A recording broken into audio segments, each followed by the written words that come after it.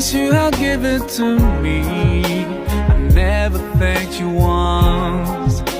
I was too proud to see the truth and prostrate to you, until I took the first step, and that's when you opened the doors for me.